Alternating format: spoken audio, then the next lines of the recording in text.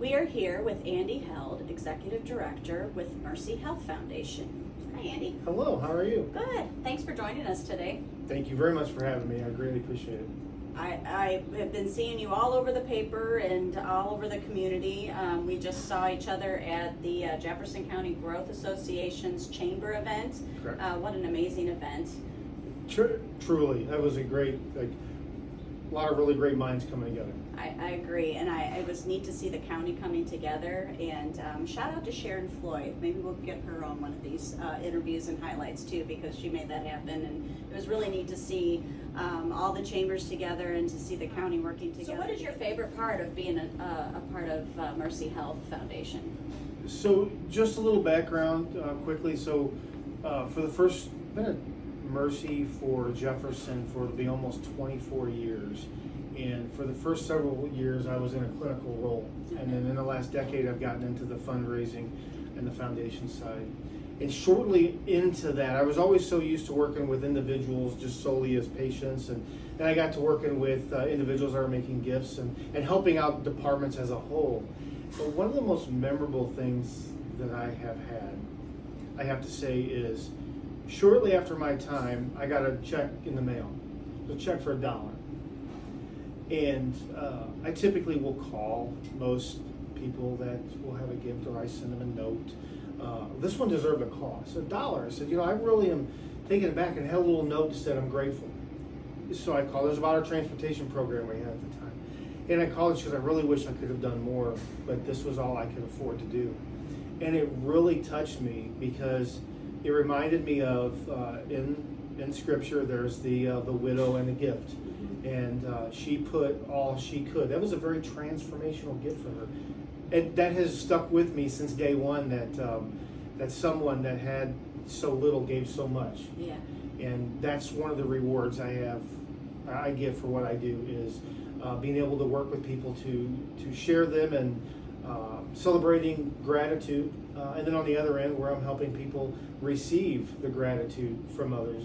So that's the one moment that when I got these questions, I thought, what is the one? And that's the one that kept coming back to me. That's awesome. I really think I'm a firm believer in, bricks is one of them, because I need to be knocked upside the head to, I miss the signs. I just keep, no, that can't be it. So I need the bricks. But God winks and being aware of those, and how neat it is that, that was one big God wink right there, but then also to be a God wink for somebody else. So getting to see both ends and for full circle. So, and what is your story? So how did you get involved with Mercy, and what led you to that journey, and what made you make the transition from clinical to That's a really good question.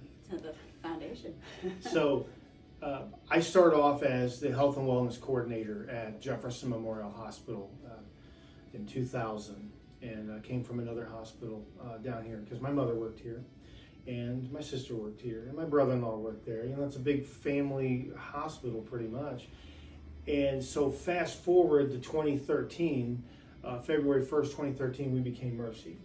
And about that time, I had just finished my grad degree in business administration, and I was looking for just opportunity. It's like, okay, here I've just been spending some time doing some things personally, and what can I do? And then this opportunity came in to do not just what I was doing on the exercise physiology side and rehab, but with individuals. Now I had an opportunity to work with not just the patients, but the departments and all the patients at one time, and how could it was phenomenal. It was a great step. It was a scary step because it really wasn't my thing was on, more of a clinical fashion, but this was a great opportunity. And so fast forward to, we're in our 10th year anniversary of being Mercy, and being able to be in the role that I'm in has been quite a reward for me, because I'm able to, I love people. I mean, plain and simple. I feel like I'm a people person. I think, one of my strong points is relationships, and I get to exercise that muscle quite a bit. Being able to get out and talk with people and bring them closer and show them, how can they invest in the community, and how can they help support those that don't have the means to do it. And anyway, so I've grown up in the community, and it's an amazing thing to have grown up in that community and then stay here. There's one quote when I hear the word community and stuff. Quote I stumbled across a while back, but it's by Coretta King, Dr. Martin Luther King's wife, and she said, "The greatness of a community is most accurately measured by the compassionate actions of its members." And when I think about the organizations and the individuals that I work with, and that just rings so true, because there's sometimes, you won't be thinking about it, but something will happen, and I think it's by design. But that quote resonates with me on many, many occasions. Awesome. What do you have any advice that you can give to other foundations or non-for-profits and the success and how to keep it going? I think some of the successes of most of the nonprofits, especially like if you're a fundraising entity, like, because most not-for-profits are not going to be like where they have a constant stream of income.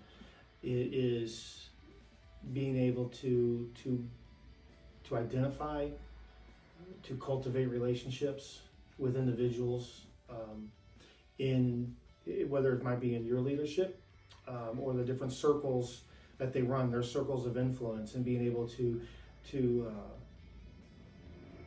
really galvanize these relationships with key members.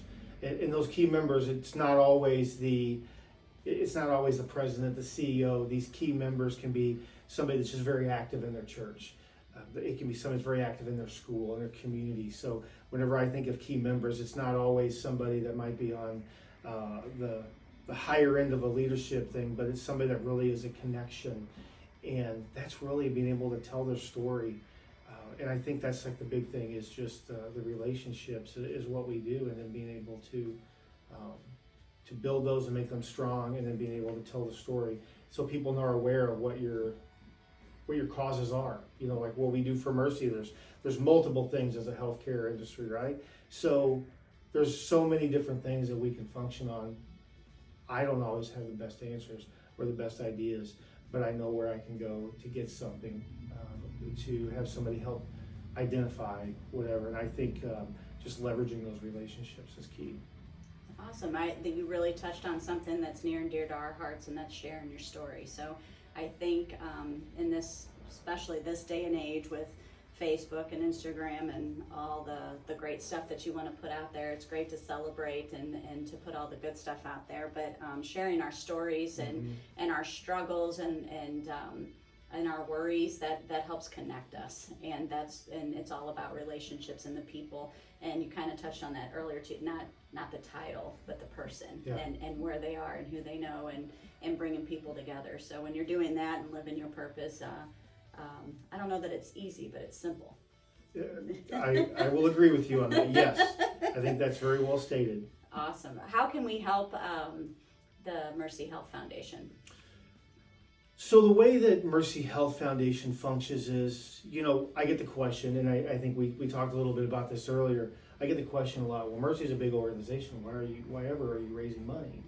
And it's like, well, the funds are not for us. The funds are not to keep the lights on and everything like that. Healthcare is in such a situation in these days that we need something to help those patients. We have so many people that come through our doors that don't always have the means to get what they need. They juggle this. Do I pay to keep my lights on? Do I pay to keep food on the table? Do I pay to go here? Or do I pay for my medicines? Do I pay for my treatments? What's going to be the priority? So that gap that we're able to help connect. So when I look for funds, and we do, whether it's from fundraisers or anything, I always identify, like, this is what you're helping do. Sometimes it's technology and innovation. There's just some things that have to happen that a big system or an organization cannot do. So we call upon the generosity of others and the experiences they've had to help us do these things, to be able to bring like the latest and greatest technology. But the biggest thing is just the patient care. There's so many people out there. So when I look at how people can help Mercy Health Foundation, is a lot of it's in awareness. Yes, donations are amazing, but then sometimes it's like just making us aware of what kind of things are going on. So if it's Mercy, that maybe needs to be involved in something because maybe it's a program for children, or it's a program for older adults, or behavioral health, whatever it is. Making sure that everybody's aware of what we're doing. I'm always intrigued when I learn about something in the community that maybe I'm one of the few people that don't know about it, or maybe it's something that's up and coming, and we all need to know about this, and we all need to share our stories and our visions and ventures.